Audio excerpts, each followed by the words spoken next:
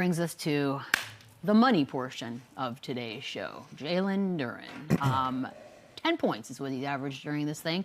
8.5 rebounds in the playoffs. He is a restricted free agent this off season. Now, if he makes All-NBA, which a lot of people think he's going to, he'll be eligible for 287. Are we sure the voters aren't going to be swayed by this? Like they were for Rookie of the Year. Those votes are supposed to already be in. Like, I don't even know how it works anymore. Look, even if he's not All-NBA, he's still eligible for 239. That's $1 million for those of you confused.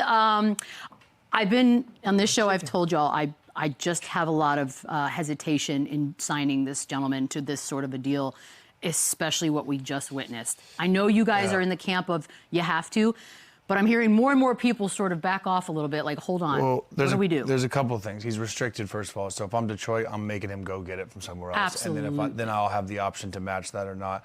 All-NBA, I think, if you look at the consistency of this season, being the second best player on the best team in the East, averaging 20 and 10, which he did in the regular season, which this horrific postseason shouldn't impact the voting.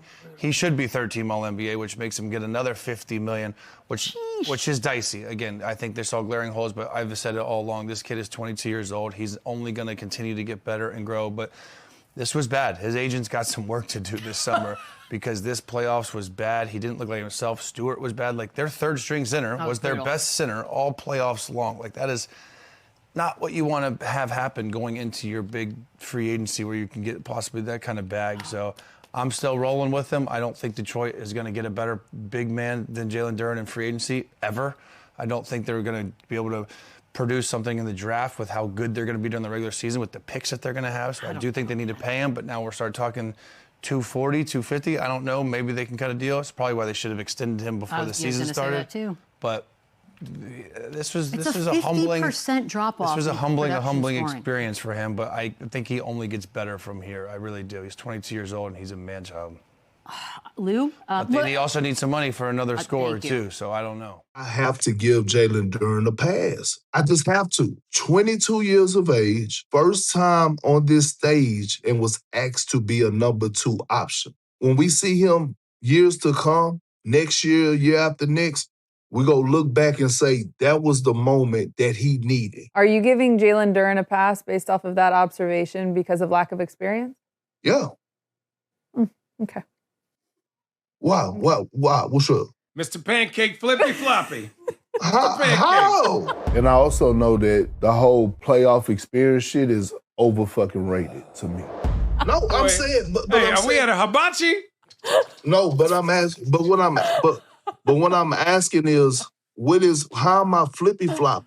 Because you said that the entire San Antonio Spurs, it doesn't matter, experience doesn't play a part in the postseason. Yeah, because they got a different... because Wemby ain't... Jalen Duren ain't Wemby. They got the same experience. Jalen Duren... No. He got experience. Wemby ain't started up by shit because he played in the Olympics. This shit right here is nothing to him. Jalen Duren ain't played in no hostility or no hostile environment. Wemby has. And he ain't Wemby. All right, let's talk. So, Jalen Duren, that's a lot of talk. What the Pistons should do. Some people believe they should pay him or not. I think he's going to get paid somewhere. I think in this day and age, you see a lot of guys get top dollar, max money, and they done far less than him. I think basically they're going to let him test the market. And I think for sakes, I think he's best. I think somebody going to pay him a lot of money. Let me see it that way. Somebody going to pay him a lot of money or be willing to pay him a lot of money. It's probably going to be a sign and trade. It's going to be for their benefit, a little bit of our benefit. And I think, it's probably, I think somebody's going to pay him. I know the Lakers have a lot of interest. They have a lot of interest in him. They got a lot of interest in him, the Lakers. I think one of these teams, you see a guy 22, be 23, athletic, they're going to want him. The Pistons want him back. In my opinion, he young. I'm a big fan, yeah. But, what it really boiled down to is this. A few things. You got to give up something to get something. So what are they willing to go out there and get or try to get?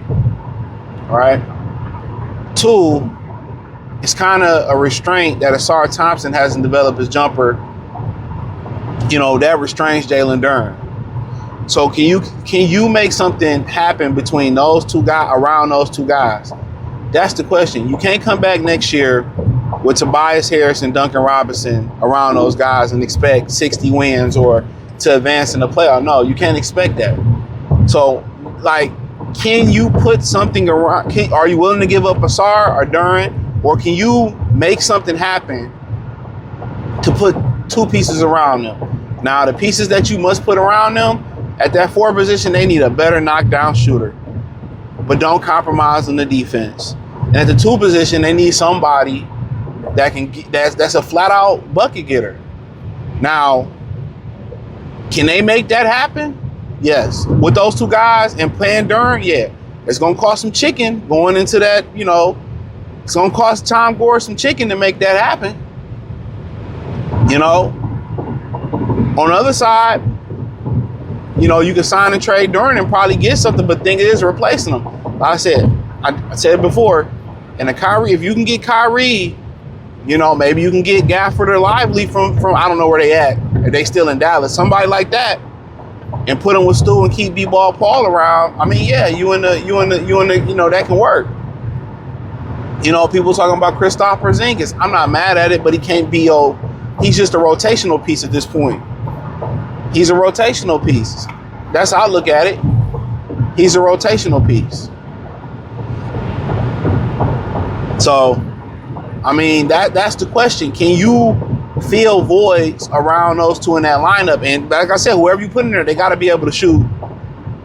And then the guy next to K got to just be able to get buckets. That's why a lot of people like McCollum, in that backcourt with him or something like that. But for the Mo with Duren, it's just you banking on potential. If you pay him all that money, then, I mean, what can you really do around him then? Your second best player, you want him to be a flat-out bucket. You want him to be able to get a bucket at least and show up in the playoffs. So, evidently, I mean, they're going to let him probably test the waters, reportedly. Somebody going to pay him. You probably going to see a sign and trade. And, we'll see what happens there. But, yeah, no way you paying him the max. If somebody willing to pay him the max, you shake their hand, you sign and trade them there. It's a benefit for them. Get a couple pieces back for yourself.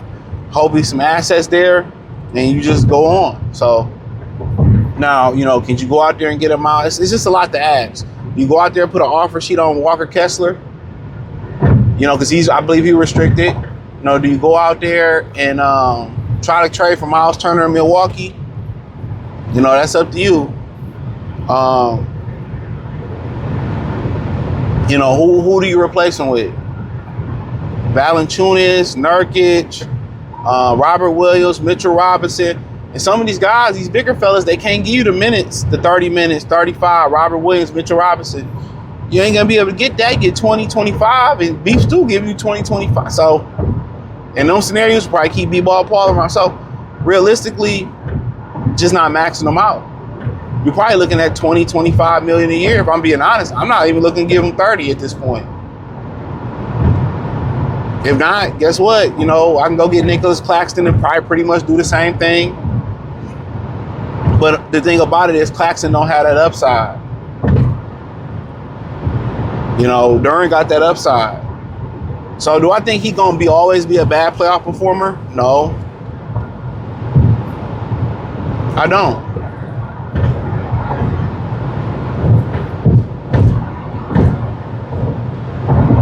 I don't think he's going to be a bad playoff performer.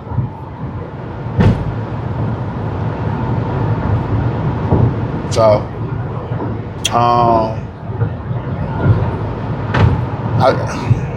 but like I said before, it's going to be interesting to see what happens with him.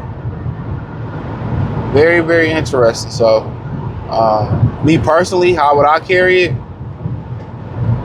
I don't know, whatever that number will be. If somebody can beat that number, I would say, all right, you going over there. So that's my opinion on it, but we'll see. I swear people just be flying up this freeway. It is ridiculous. I don't feel like it's all the rushing in the world to get to where you want to get to.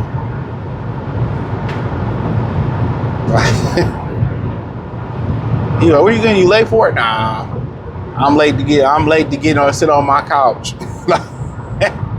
People naturally drive fast, which kills me. Like, it's one thing to drive fast when you got somewhere to go. I get it, but if you ain't going nowhere, what's the point of driving fast? What's the legit point? Home ain't going nowhere. You burning more gas a lot of the scenario because you're driving erratic. I'm telling you, man, when you go out, when you drive on these freeways in the suburbs, those are the worst drivers. The only reason their insurance rate isn't as high as it should be is because they say there's no theft out there.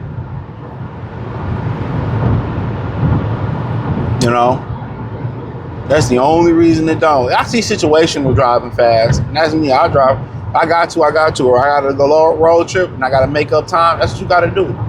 But it be the females that be driving fast. That's super duper fast with the furry fucking steering wheel hitting some shit. Like, if anybody should be going 55 or 60, it should be most of y'all young girls out here driving, because Jesus Christ, they can't drive to save their fucking life. But that's my driving rant for today.